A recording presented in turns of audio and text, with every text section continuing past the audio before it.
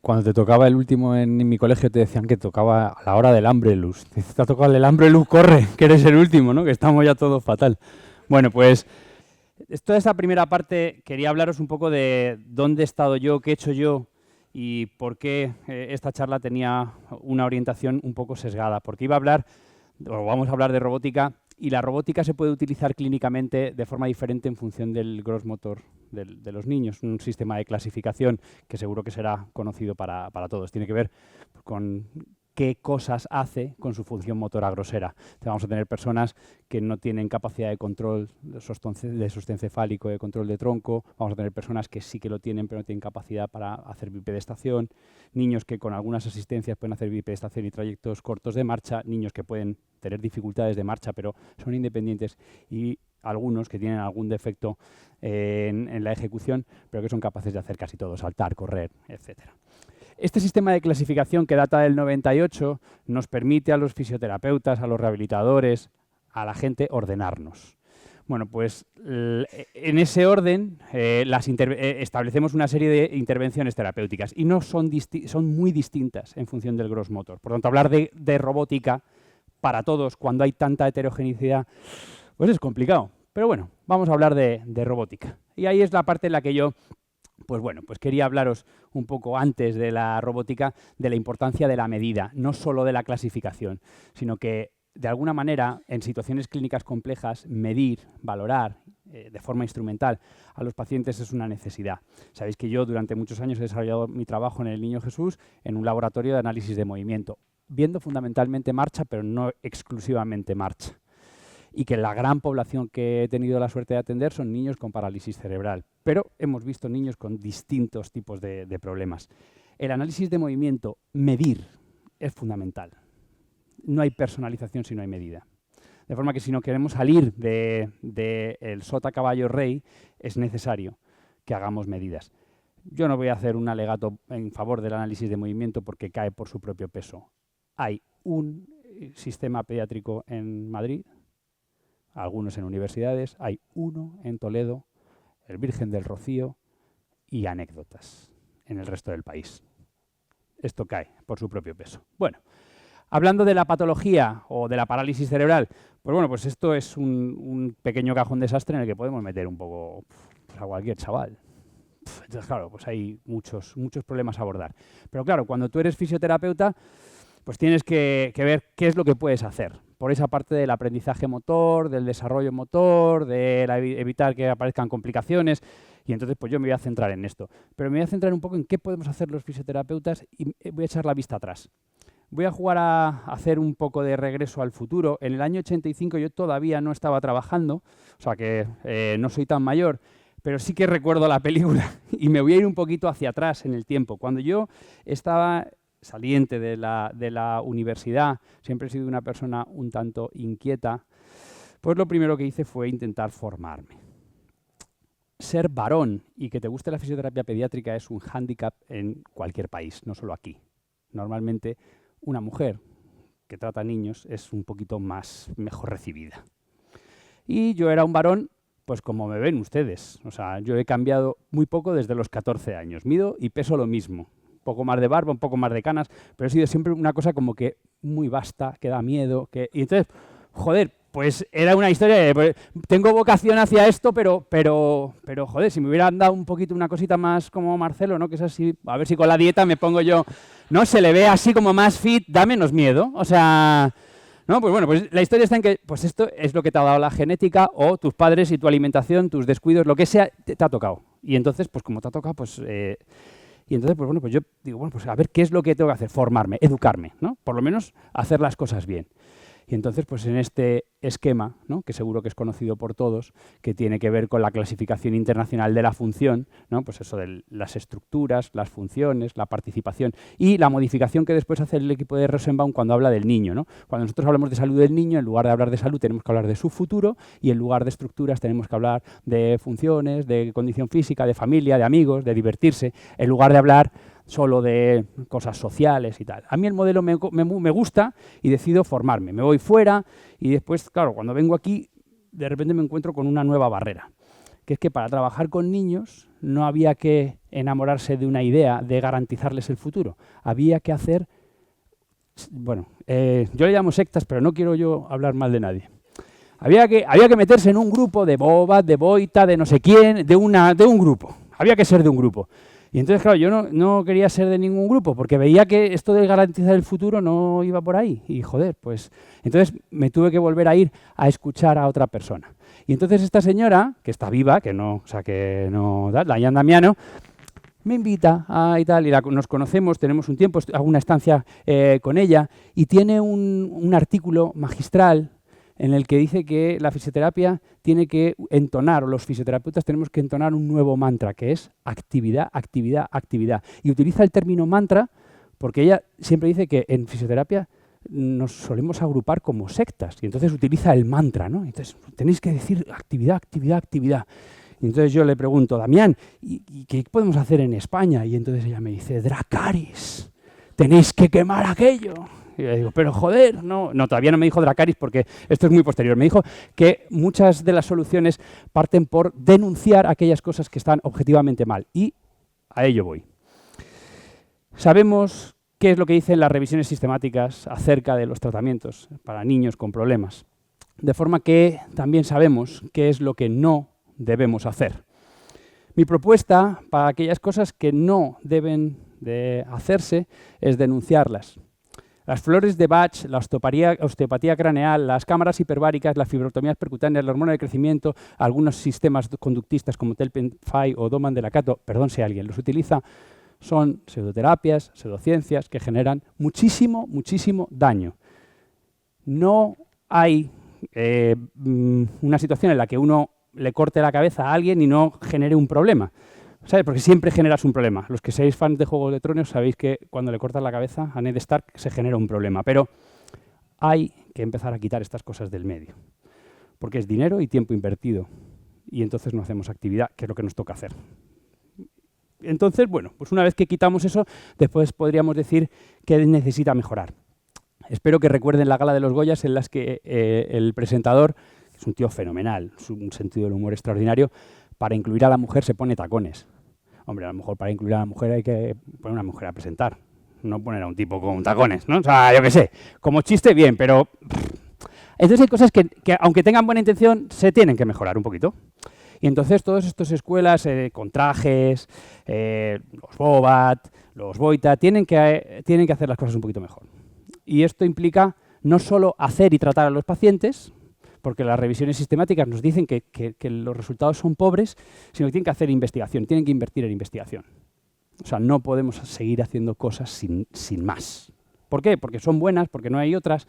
Bueno, pues entonces hay que intentar empezar a estudiar.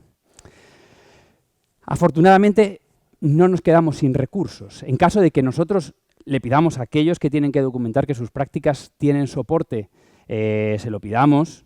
Sabemos que hay otras cosas que sí que tienen evidencia y que tienen soporte y que pueden venirle bien a los pacientes. Hay muchísima literatura y no les voy a aburrir en función del problema que tenga el niño. Pero hay un momento en el que cuando uno aplica estas cosas basadas en la evidencia se encuentra con un freno. Y ese freno requiere inspiración. Para mí, inspiración siempre es un libro de un amigo que se llama Jesús Alcoba, que les recomiendo leerle porque es un tipo así curioso, también hace cosillas en los periódicos y tal. Y bueno, pues tiene una mezcla entre divulgación y ciencia. De forma que cuando uno busca en la literatura cuáles son los problemas, cuando uno aplica estas terapias basadas en la evidencia, nos encontramos que de todo lo que podemos hacer los fisioterapeutas, hay pocos trabajos, pero hay una mala noticia. En casi todos, cuando hablamos de marcha y aparece la adolescencia, aparece un problema que es la marcha agachada. Un porcentaje enorme de los niños se colapsa en flexión. Y la física es malvada. Además de otras muchas cosas, ¿no? O sea, que difícil y tal, podemos poner... Porque cuando uno camina en esa posición y está mucho tiempo en esa posición, tiende a desarrollar deformidades y tiende a tener problemas ortopédicos. Y entonces, pues claro, aparecen un montón de problemas. Nosotros buscamos soluciones para eso. Estos son los resultados de la tesis de mi compañero, el doctor Ignacio Martínez, en el que, bueno, pues nosotros recogíamos adolescentes con 12, 13 años, que tenían un Gait Deviation Index de 57. Esto es como el IBEX 35 de la marcha. Sobre 100 puntos, que sería una marcha extraordinaria, muy buena, de una persona sin ningún problema, pues medimos una serie de parámetros y entonces los niños estaban en 57 puntos. Menos, ¿no? Estaban deterioradas sus marchas, 12, 13 años, por un montón de problemas ortopédicos. Traumatólogo, el equipo de traumatología, el equipo de rehabilitación deciden poner en marcha una estrategia de cirugía ortopédica en múltiples niveles y de los niños pasan a 70 y tantos puntos. Nos ponemos muy contentos, pero si seguimos la línea de evolución, los niños empiezan a empeorar. ¿Cuál es el problema? Pues que cuando uno restablece la biomecánica, la mecánica normal, tiene una oportunidad, tiene un momento de oportunidad, pero la enfermedad sigue estando allí. Y aquello que hizo que se deteriorase la marcha sigue estando presente. Lo único que hemos hecho es restablecer la mecánica con cirugía. Por tanto, tenemos que buscar soluciones. Y antes de buscar soluciones, yo ya les dije que lo que había que hacer era medir. Nosotros perdimos mucho tiempo haciendo estudios midiendo qué podía hacer que el niño se volviera a agachar. Y nos dimos cuenta, lamentablemente tarde, que casi todos los niños que se volvían a agachar se agachaban porque tenían debilidad, falta de fuerza. Y eso a mí me hizo recordar, después de muchos años, aquello de actividad, actividad, actividad. Y dices, madre mía, igual esta señora, ¿no? O sea, igual la fuimos a ver porque tenía su punto de razón. Nuestros estudios en ecografía nos vienen a decir que el grosor, el volumen, el cross-sectional area, las características del músculo son diferentes. Por tanto, el niño es un niño débil. Aunque tú restablezcas la mecánica, es un niño débil. Son niños que tienen problemillas, ¿no? de debilidad. Nuestras muestras dicen exactamente lo mismo. De forma que nos planteamos buscar algunas soluciones, ¿no? Teníamos una diana, que era la fuerza, y nos buscamos unas soluciones. La literatura nos decía que hacer ejercicio en niños con parálisis cerebral era una entelequia del alma porque tenían problemas de control motor y que cómo vas a hacer ejercicio y que no rendía. Eso está publicado. Pero nosotros veíamos que, bueno, pues que había distintas situaciones en las que, bueno, pues la gente mejoraba, ¿no? Ahí tienen a Jack Runsen en un campeonato de fisioculturismo, ¿no? Y dice, joder, pues algo habrá hecho este hombre para ponerse así de cachas, ¿no? O sea, entonces, le habrá costado más que a otro, pero algo habrá hecho. ¿Qué puedo hacer yo? Y vimos que hay distintas estrategias de entrenamiento que pueden ser interesantes. Y empezamos a utilizar, por ejemplo, pues aumentos de la carga con restricción de flujo sanguíneo, es decir, poniéndole pequeños torniquetes a los niños en las piernas y en los brazos. Cuando uno tiene una situación, los que saben de metabolismo saben que si yo disminuyo esa cantidad de oxígeno que me llega, pues mi músculo va a activar unas rutas y entonces voy a tener un poquito más de crecimiento. Entonces no se trata de ponerle al niño en isquemia, se trata de hacer una pequeña oclusión, porque después nos conocemos con los experimentos y tal, entonces esto se hace con unos manguitos y tal, y bueno, pues si tienes un poquito más de resultado. Que como no teníamos resultados con los programas de fortalecimiento, pues hacíamos un poquito de esto para mejorar. Y después nos dimos cuenta que las plataformas vibratorias, no vayan ahora a Wallapop a comprar ninguna, también podían tener un sentido, a unas frecuencias determinadas y usadas de una manera determinada. La literatura nos decía eso y nosotros probábamos y teníamos mejoras. Pero seguíamos teniendo problemas, ¿no? Seguíamos teniendo muchos problemas en nuestros pacientes. Y entonces decidimos hacer un grupo experimental de entrenamiento funcional de la marcha. Entrenamiento con ejercicio. Analizamos la marcha, los déficits de la marcha y hicimos unas propuestas en base a esos números personalizadas. Todo era entrenamiento de fuerza, pero propuestas personalizadas para esos déficits. Y fíjense el tamaño del efecto de la intervención de fuerza. Es similar al de la cirugía y hacemos que los niños mejoren mucho. Nuestra hipótesis es por qué no hacer entrenamiento de fuerza muchísimo antes. Porque la fuerza se relaciona con la funcionalidad. Aún así, seguimos teniendo personas que están en 75 puntos. Y claro, 75 puntos quiere decir que todavía no tienes una marcha buena, que tienes mucho recorrido. Y ese era nuestro mejor registro, ¿no? Un grupo de niños seguidos que tienen una marcha mala, pero que no se deteriora y que le tenemos más o menos controlado. Y entonces, yo, que soy un gran bebedor de cerveza, pues me fui a Bélgica. Y allí, con un ingeniero, como el chiste de un español, un tal, pues esto era un ingeniero, un traumatólogo y un fisioterapeuta, con cerveza de por medio, y entonces yo les dije, digo, ¿habéis visto Star Trek? Ya habíamos bebido un poco, ¿eh? Y entonces, digo, ¿habéis visto Star Trek? Digo, yo creo que la clave está en el episodio del Kobayashi Maru. Haciendo una cosa muy sencilla, imagínense que hay una nave alienígena que está a punto de atacar a un país, a un mundo, ¿no? Pero tú, que estás en tu nave galáctica, estás fuera de tu jurisprudencia. Si atacas a los malos, montas una guerra interestelar. Y si no les atacas, destruyen un mundo. Es decir, siempre pierdes. Y entonces yo dije, pues esto es un poco lo que yo siento, ¿no? O sea, que en el mejor de los escenarios, el niño anda mal. Digo, y claro, esto hay que comentárselo a la familia, y tampoco es una cosa que les dé muchas expectativas. Digo, ¿y qué es lo que hace el capitán Kirk? Se teletransporta dentro de la nave enemiga, que es un defecto menor, es una falta menor, es decir, una sanción administrativa, es como aparcar en carga y descarga, y desde dentro ya está en su jurisprudencia. Está dispuesto a pagar un peaje y ya puede ordenar un ataque, porque ya está dentro de su jurisprudencia. ¿Esto qué quiere decir? Bueno, pues que podíamos buscar claves para solucionar el problema. La clave estaba en que la conexión entre el cerebro y el aparato locomotor del niño no funcionaba bien y entonces no había rendimiento. Nosotros podemos generar algún sistema que supla parcialmente ese sistema y que se conecte. Primero revisamos qué es lo que había en sustitución motora. Son todos los robots aplicados a rehabilitación de la marcha. Y hay muchísimo. Casi todos son sistemas en los que se intenta promocionar que las personas participen de estar colgadas de un sistema que anda por ellos.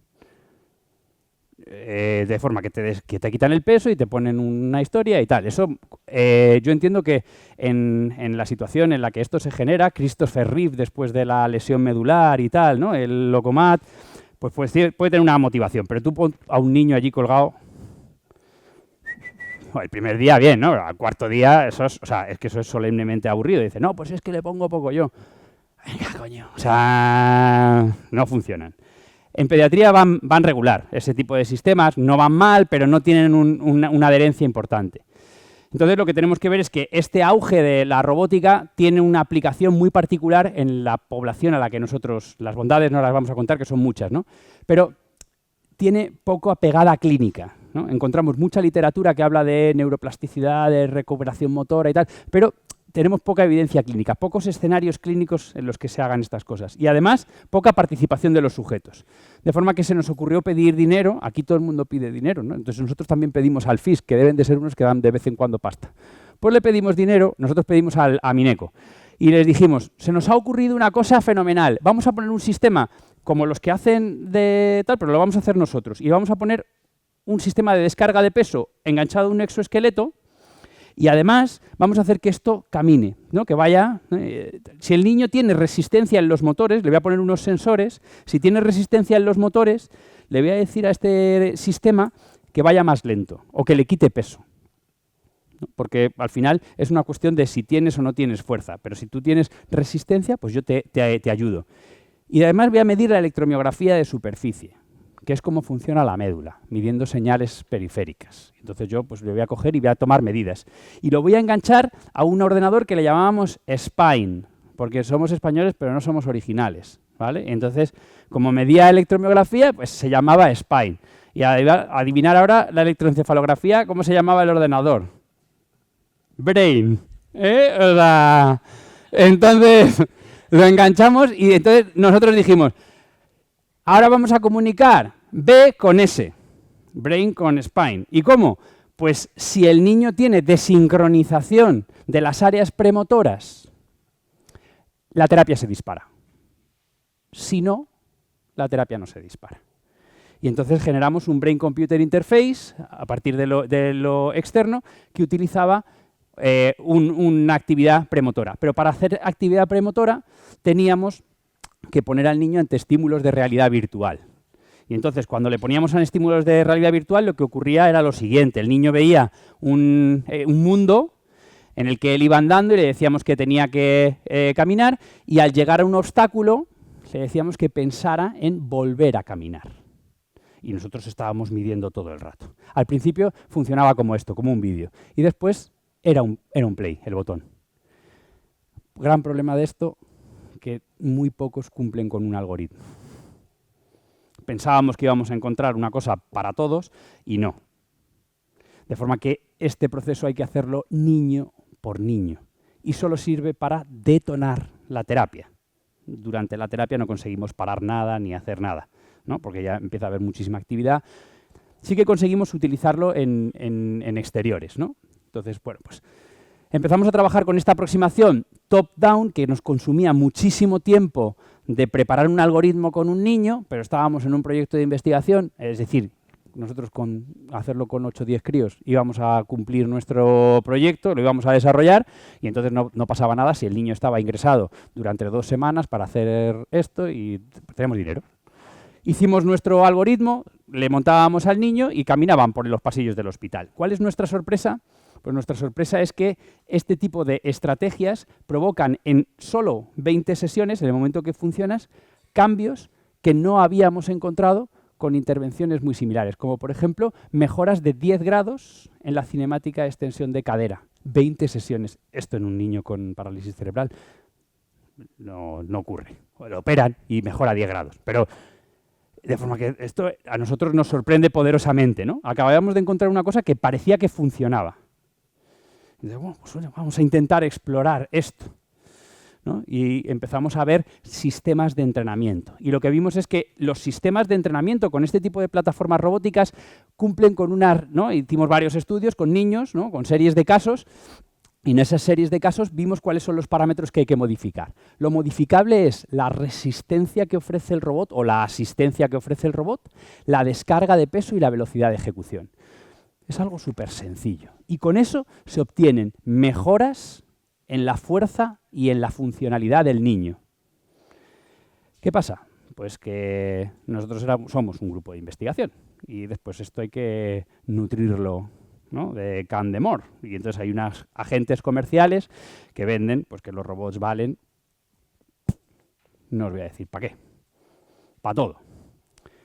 Parámetros súper sencillos. ¿Es útil la robótica? Por supuesto.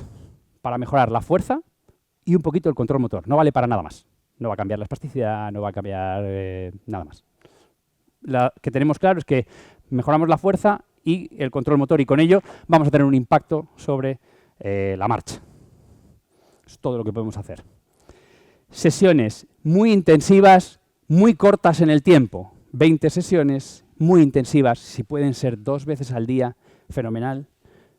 Periodos cortos en el tiempo. Eso da mejor resultado que alargarnos. Los que eran de la Comunidad de Madrid mejoraban menos que los que se ingresaban y hacían mañana y tarde para hacer el número de sesiones. Bueno, pues hay que hacerlo en bloques intensivos. Y en marcha, lamentablemente, no hay más mejoras. A día de hoy estamos intentando ver qué es lo que pasa con este tipo de dispositivos en niños más pequeños, utilizándolo en niños con sistemas que no son exoesqueletos, sino con vestibles, ¿no? Que ayudan un poco, textiles que ayudan un poco a mover y con andadores que soportan parcialmente el peso y que tienen ruedas omnidireccionales. Estamos probando con un proyecto que se llama Discover to Walk, y Discover to Walk es un proyecto que bueno, va a niños de 4 o 5 años, ¿no? Pequeñinos, ¿no? En lugar de adolescentes. Y bueno, pues inicialmente lo que tenemos es que los niños de 4 años con los que hemos probado no toleran el robot. Es la realidad. No les gusta. A ver, es lo que hay, ¿no? No tenemos soluciones y es importante que en este tipo de foros, pues los que nos dedicamos a hacer investigación intentemos que no nos pase lo del café con hielo, ¿sabes? Y que el conocimiento pues caiga directamente sobre vosotros. Y en eso creo que este tipo de encuentros es fundamental. No voy a hablaros de este caso, pero sí que os voy a hablaros del futuro. Los experimentos sin duda van en torno a encontrar sistemas de inteligencia artificial que nos ayuden a mejorar nuestras estrategias de intervención. Sabemos lo que mejoran los pacientes con robótica, sabemos que las mejoras están limitadas, me encantaría decir que vale para todo, pero tampoco me caracterizo yo por... Entonces, pues bueno, pues creo que el análisis de componentes principales y los sistemas de inteligencia artificial son el futuro con datos, por eso necesitamos medir muchas cosas de las intervenciones que estamos haciendo con robots. Además, tenemos que saber que cuando hablamos de control motor tenemos mejoras parciales. Aquí tenéis los resultados de los niños con cirugía e intervención robótica, es decir, 0 cambios en el control motor en cuanto al número de módulos motores. Tenemos cambios en el peso de cada uno de los músculos dentro de las sinergias. Una sinergia es una especie como de disparo del sistema nervioso para ordenar la marcha. En marcha normal hay 4 sinergias, el niño con parálisis cerebral tiene 2. Es como si hubiera perdido o no hubiera aprendido 2. Bueno, pues cuando nosotros hacemos la comparación pre-post, las 2 rayas no son iguales, pero tampoco hemos encontrado, ninguna cosa enorme. Nuestros resultados, desgraciadamente, son los mismos que los del grupo de Minnesota, los mismos que los de los belgas, los mismos que los de todos los que han publicado sobre estas líneas, que sí que es cierto que no son muy frecuentes, ¿no? Estudiar en detalle las acciones musculares y el control motor, pero no tenemos nada todavía. Hay acciones emergentes prometedoras en el ámbito de la robótica, sí. El uso de la variabilidad parece que pues nos está empezando a ofrecer nuevas estrategias, o sea que tenemos que hacer cosas que no sean repetitivas para los niños, de forma que la pregunta de muchas familias quiere decir, pero entonces sí, tienes que hacer cosas que no sean repetitivas para tus hijos, sí. Eso es lo que dice la literatura. O sea que si tú sigues haciendo todo el rato lo mismo, lo normal es que no pase nada. La terapia de observación de acciones parece también un área emergente. Nosotros hemos arrancado un proyecto que se llama Imagina, en el que estamos planteando, inicialmente el proyecto era sobre imaginería motora, pero nos hemos dado cuenta que los niños con parálisis cerebral que hemos incluido en el grupo no son capaces de imaginarse a ellos mismos caminando bien, ¿no? O sea, cuando les hemos dicho que se imaginan caminando mal, de forma que no vamos a conseguir generar un cambio en el aprendizaje motor. Por tanto, hemos empezado con observación de acciones. Observan a personas caminar bien, muñecos, hermanos, familiares, y parece que tenemos algunos cambios en cuanto a la estabilidad de la pelvis y la velocidad de ejecución de la marcha. Se acercan a la normalidad, pero no son cambios extraordinarios. Todavía no hemos conseguido hacer que ellos se imaginen o que muchos se imaginen.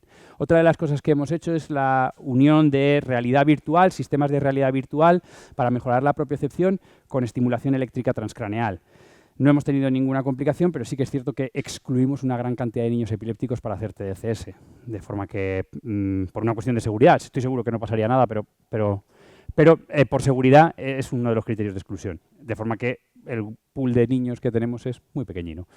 Y cuando tienes pools pequeños, pues los resultados tampoco son extrapolables. Yo estoy casi seguro de que no hay riesgo real, pero para pasar el comité de ética fue una de las condiciones. La realidad virtual parece también una cosa prometedora, siempre y cuando el niño, con unas gafas, no se duerma, ¿vale? Que también hemos tenido.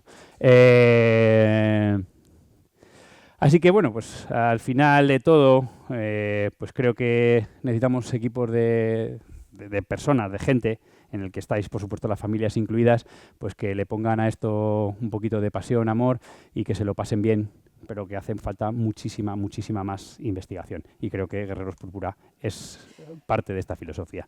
Y no me dilato más. Gracias.